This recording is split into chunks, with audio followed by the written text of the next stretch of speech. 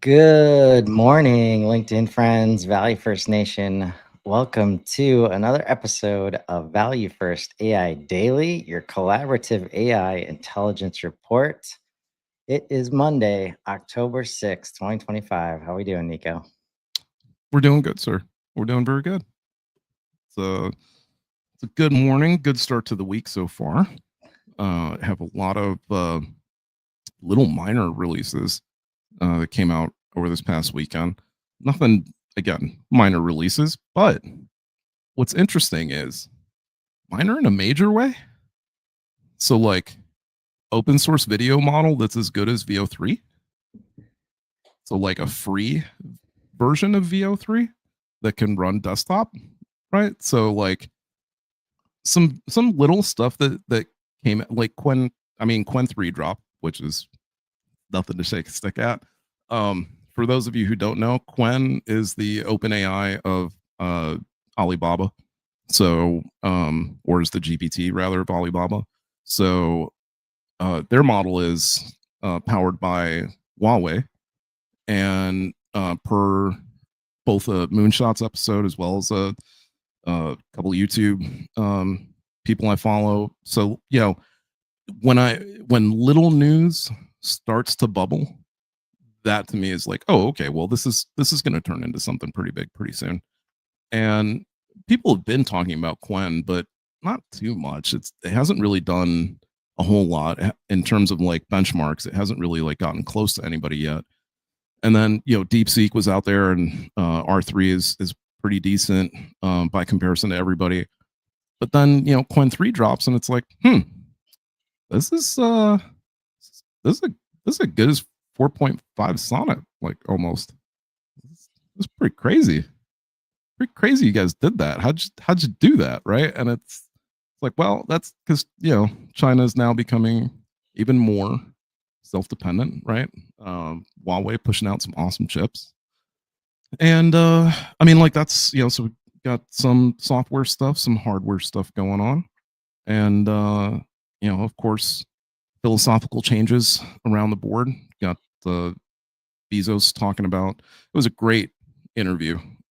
Hats off to the YouTuber, by the way, for the amazingly deceptive title that made it seem as though Jeff Bezos was going to be talking about how much of a bubble the AI market was, and in reality, it was the exact opposite. And he was talking about the fact that what most people don't understand, too many people look externally and they don't look internally. So he was like, if you look at the other bubbles that have happened from like what happened on the outside, obviously the bubble, started to expand, but what was underneath it was nothing. So like you take a look at the .com bubble, and it expanded and .com sites became huge, but underneath that was nothing. It was just the sites and potentially the businesses. So when the house of cards falls, there's nothing to support it. During the housing crisis, bubble expands. Yeah, there were plenty of people that own houses. Didn't really do a whole lot to like help the rest of the world necessarily. Like, you owning a house doesn't help the rest of the world, right? That's just you own a house. So when that burst, same thing. Now we have this AI bubble. At least that's what people are calling it, and they're calling it hype. But the problem is, this bubble enriches every single thing that it touches. So the more you expand it, the more powerful you make it. And almost like the more sustainable you make the system that sits on top of it. So there's a bit of a crazy economics thing happening too. And it's not confined to the US only. Nope. It's not like, yes, a lot of money is being thrown at it, but a lot of infrastructure is being built, and this digital intelligence is brand new infrastructure that, like, I mean, what China's doing, what others are doing, like, it shows that the intelligence is already where it needs to be. And since it's already there, it will work within the constraints that you give it Hmm. to figure shit out. right? And that's what's happening. And the foundation like continues to rise. And no matter like if money goes like the foundation will still be there, right? And it's like we talked about yesterday, unless like apocalypse happens, like and all the found like all systems of Earth like go away. And it's like hunting and gathering mode for everybody. Like that's the only way. That's we're not seeing this future that we're talking about. Hmm. Um and like again, like AI is going to cut through so much bullshit. Like what are the bubbles always related to? Like money. Yeah. Like and fake hopes and dreams. Like and like lottery tickets. Uh, you know, and Hmm. that's not what this is. It's No, this is infrastructure, right? So it would be the equivalent of and that's why it's so unprecedented is because we've never this generation, right? There's not too many people who are like 105 years old, right, that can like tell us about, hey, this is what it was like when Ford revolutionized the industrial age, right? That would be somewhat like what's happening now, but even still, so like try to imagine that like the industrial age, the industrial revolution was as close as you're going to get to this, but the industrial revolution didn't touch your cell phone, right? Like I mean it does now obviously, right? Like but even now that's only possible because of automation. So like it's one of those things where AI goes into everything that's going to be in your home basically. It's going to be an underlying infrastructure to electronics just globally, right? So what's happening right now is the expansion of that infrastructure. And because it is at the core of everything, you know, when all of this first started, when I was trying to explain to people like in the financial sector who didn't understand any of the AI economics, which are different than regular economics, and unfortunately, economists don't want to cope with that. And oh well. Look, I'm not a mathematician, and I can tell you that these people have been wrong since the beginning. Um, and no joke, me and Chris have been right since the beginning. So yeah, I mean the since the start, I've been telling people like this is the new IBM, this is the new Microsoft, these are the new blue chip stocks. They're not going anywhere ever, and they will only ever get more valuable.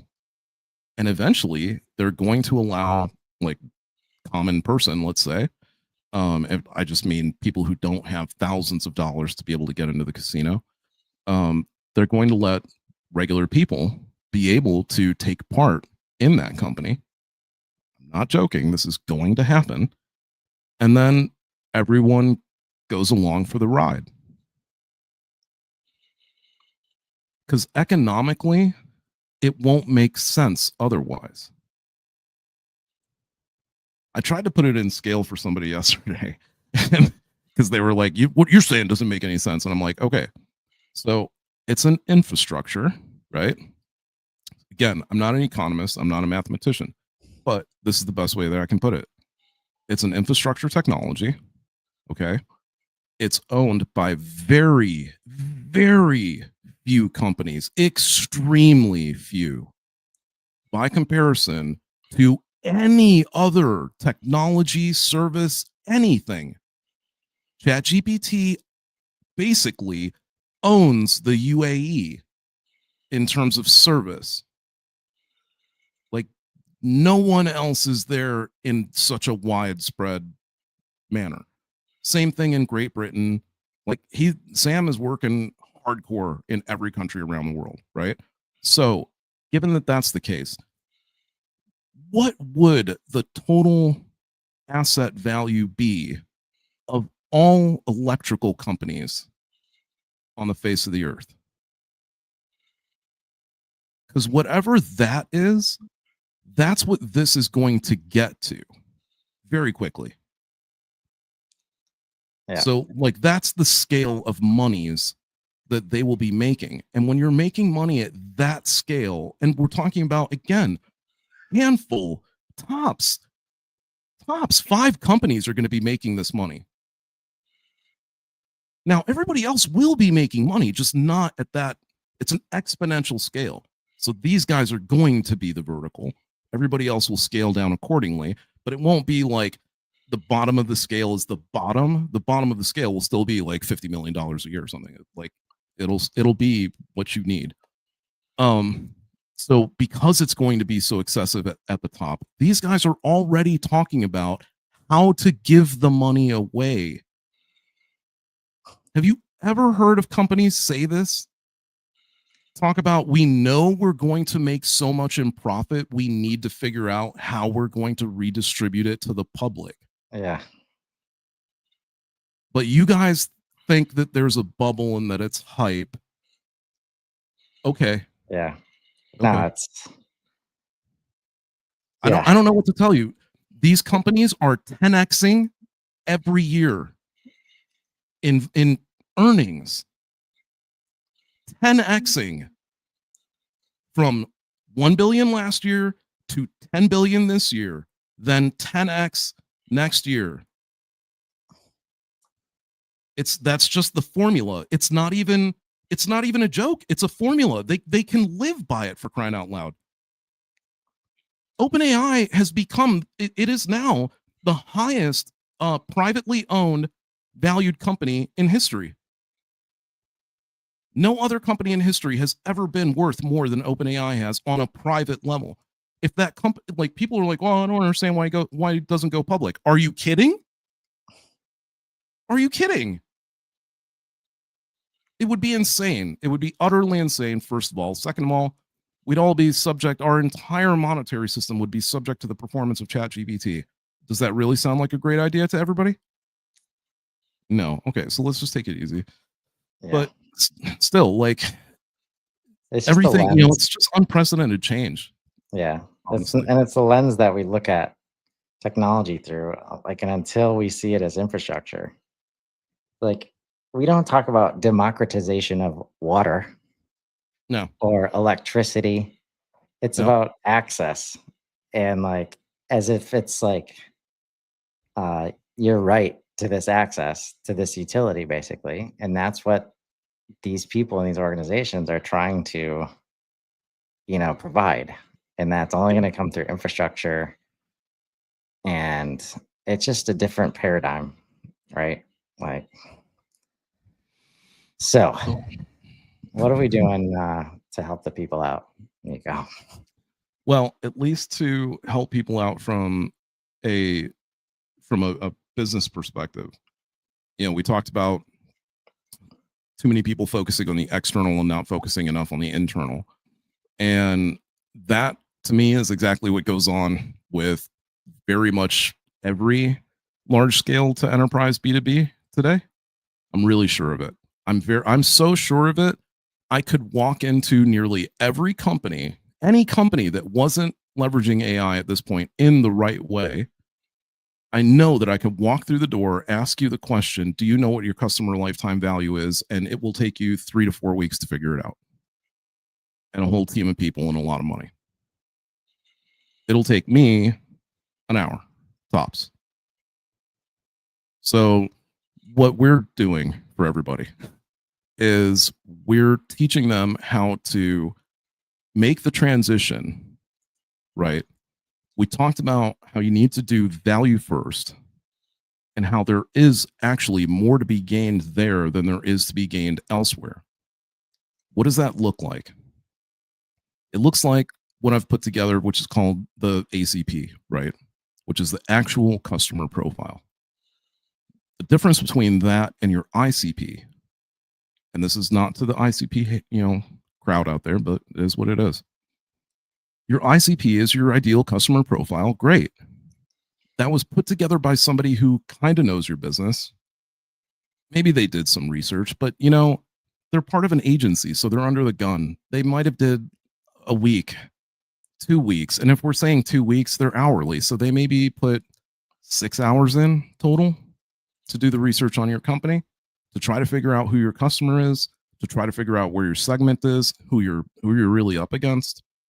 And then they got to sit down and you got to be in that 6-hour meeting where everybody pokes back and forth about, hey, is this the right information? Is that the right information? Can you verify this for me?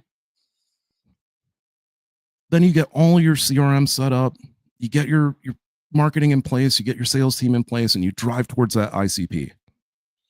And the whole time you're driving, you're worried about conversion, you're worried about leads, you're worried about quality, you're worried about, hey, like, why aren't we closing as much? Strategizing. We got to, slave over our reporting in order to figure out where we're going to go next and what's going to happen and what people are doing. And the entire time, you just keep looking outward and you keep looking in the wrong direction. The actual customer profile is literally meant for any business that's been in business for 6 months to a year.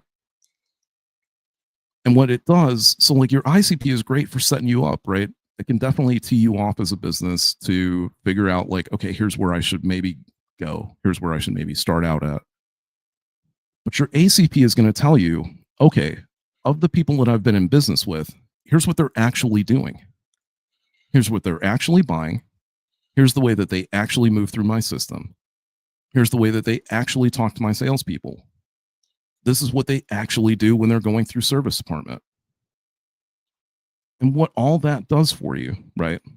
When I've talked to people about this system, it's like, imagine the capability of being able to prospect leads that perfectly matched the capability of your sales rep, such that when the lead came in, a process that would normally, even on a B2B level, take 60 to 90 days, starts coming down to 30 days, 45 tops, because the conversations are a lot easier because it's practically a tailored conversation in the first place. The person they're talking to is somebody that they know very well. I was speaking to somebody recently who was telling me about, working as a salesman on the car lot, right? And we were talking about how that translates and the fact that, if you've been doing it for 30 years, how do you impart that 30 years of experience to every other person that walks on as a salesperson? You don't have 30 years to train them, and there's no way they're going to be able to pick it up in a short amount of time. But they probably have a particular way of selling that is really good for them, that really works. But there's also a particular buyer that is really good for them. So there might be one guy that's actually good at all, but again, it took them 30 years to get there.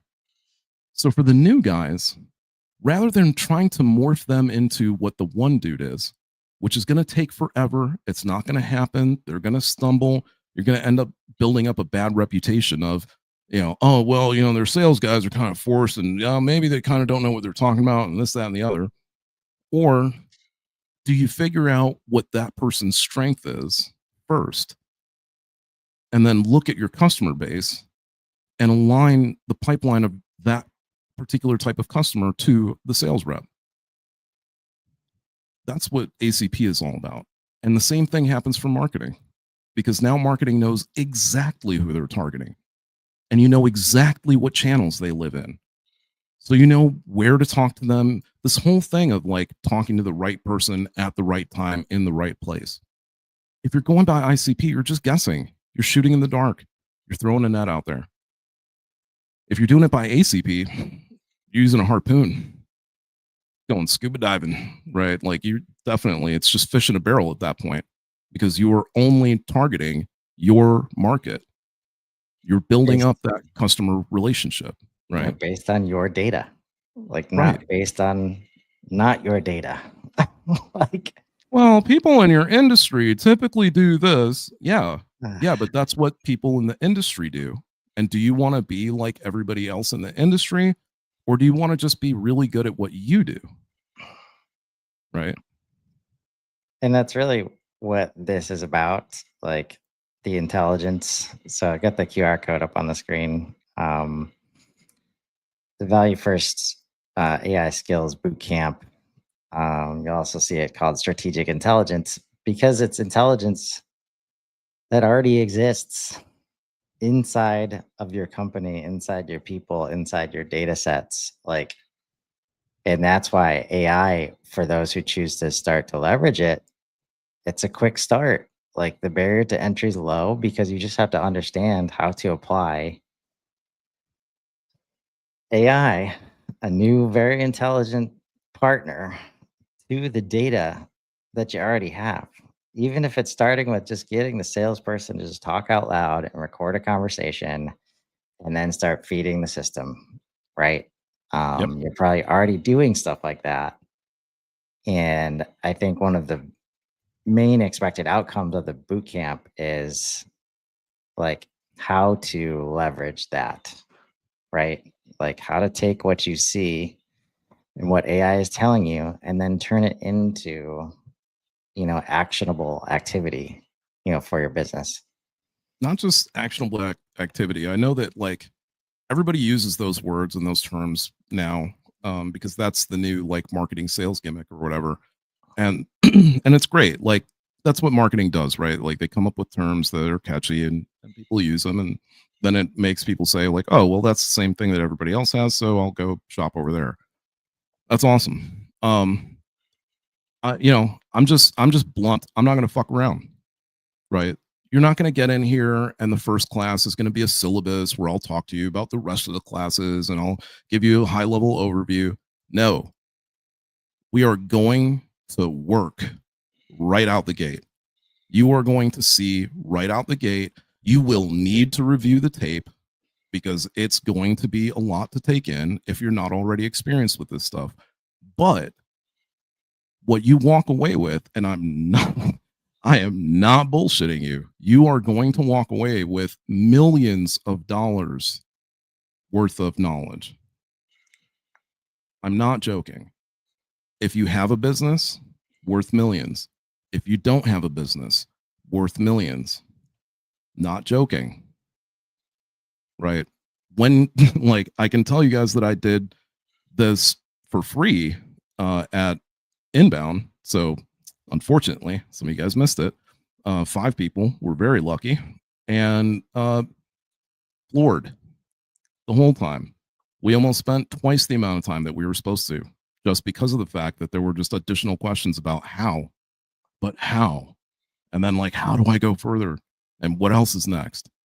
So trust me, this is a boot camp where if you take what you do seriously, if you take your business seriously, if you take your brand seriously, and you are actually ready to use AI in a way that will help you in your decision making. In other words, don't walk in the door if you think you're just going to learn some new pet trick that you're going to kind of just, Yeah. oh, that's cool, and look what we did.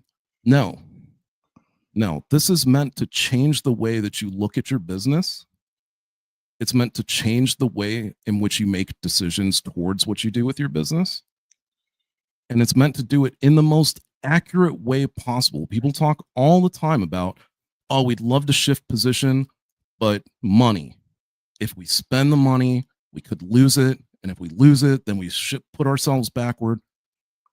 Okay, come learn how to actually shift position quickly, easily, and on target. Never having to worry about, oh, but if we shift, the money's not going to be there, the crowd's not going to be there. I hear this bullshit about, oh, distribution channels are hard. There's difficult. You got to be there. Okay, I'll show you how to get there. I'll show you how to get right in there. For $20 a month on a membership, I'm going to show you how to do shit that's going to be worth millions of dollars. Yep. So in terms of like, is the boot camp worth signing up for? I don't know. How much more money do you want to make with your business? How much more successful do you want to be? How much more of an advantage do you want to have on your competition? Because that's, more than anything else, if you are struggling in your space to try to get more of the pie, this is the answer. Yep. Gotta figure out a way to turn AI into your best friend. And that's why you have to look at things differently, because you've never looked at your business before through the lens of AI and collaborating with AI to get these things figured out at a scale you've never felt before, with a clarity you've never seen before. It will shock you. It will Yeah, honestly it shock. does. It does. And that's a favorite feeling for us when we see that shock like in people. That's why we're doing this at the cost that it's at, because it's like we really want like again, this value exists already inside of your organization with some tools that are already available to you. And you just we gotta find a way to help you start using them, folks. Like, Yep. because there's no excuses. And this is not a bunch of prompt templates or prompt engineering. This is like real understanding of what's happening so that you can leave with real value, whether it's one session or it's all 9. Like, that's the thing. That's why it's not an intro session. Like, first session, you could buy that by itself if you wanted. It's just like the other workshops. There's no kind of slow on board. It's like right away digging into it. So I'm excited. We've been talking Yep. about this for a while. Yep. Finally getting it out of the gate. I think at the right time. It'll take us right up to Christmas with a break for Thanksgiving. But yeah, man, it's enough is enough. Basically, we got we got to get going, folks. Very much. And honestly, I'm gonna be talking about this as much as possible. Probably gonna be plugging it every day. And yeah, I encourage you, if you're a founder, if you're a startup, even if you're already in play, this is your way of either securing your footing or putting you forward. And if you're a founder or a startup, this is your way to quite literally crush your competition on the way in. So let's go, people. Everybody have a great week. Thanks so much, Nico. See you tomorrow. See you guys.